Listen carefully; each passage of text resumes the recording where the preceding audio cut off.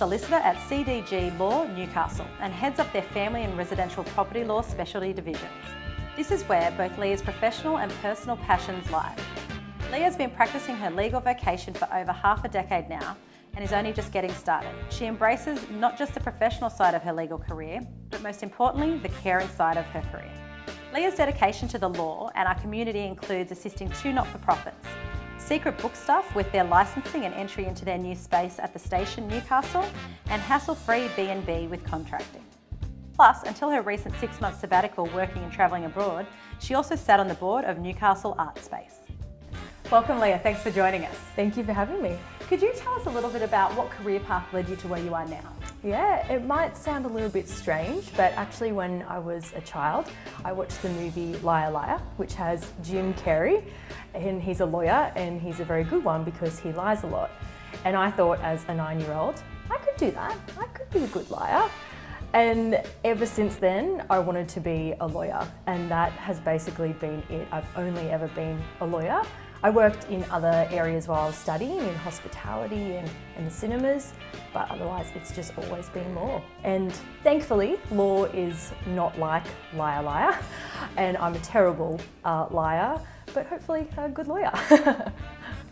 What motivates and drives you? Challenges. I really like to be challenged in my professional life, but also my personal life as well. So in law, no day is the same, no matter is the same. So I like to look at everything differently and see how we can be creative and see how you can manage clients and really push myself to the limits there.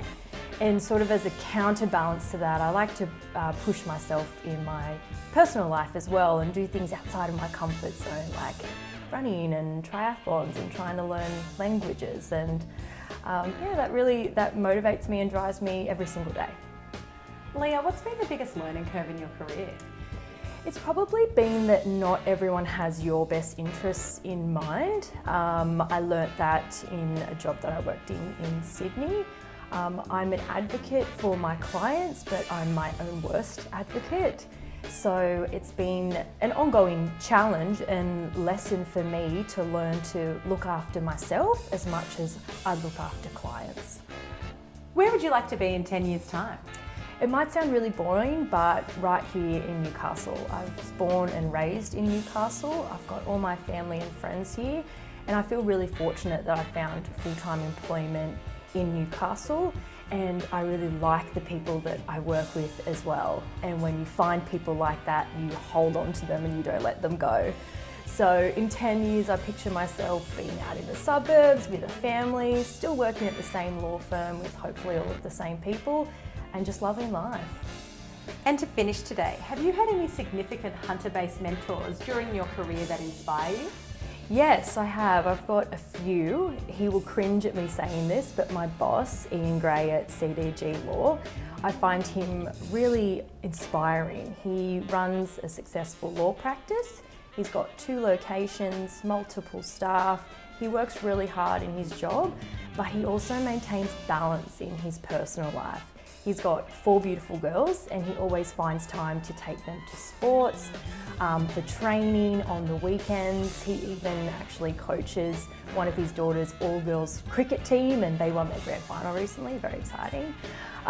So it's really amazing to see that you can have both. You can have it all in your personal and your professional life, and you can do it really well. And he's someone that looks after himself, his mental health and well-being, and he encourages his staff to do the same. Some of the staff have been there for 30, 35 years, so I think that really says a lot about who he is as a person. Other people that I get inspiration from are actually my clients, and one that springs to mind is the women behind the Grateful Boutique and Bouquet, which is located in Carrington, or Paradise as they affectionately call it. They're doing really amazing things. They started up a boutique here, and from the profits raised, part of that goes back to Got Your Back Sister, which helps women who find themselves in domestic violence situations. And they've also got a bouquet program where for every bouquet purchase, they donate another one to the John Hunter Hospital. And I've been really lucky in helping those women find their lease in Carrington. and helping them get their foot in the door and start and roll out those amazing initiatives across the Newcastle community. Perfect. Thank you so much for your time today. Thank you very much. Thank you for having me.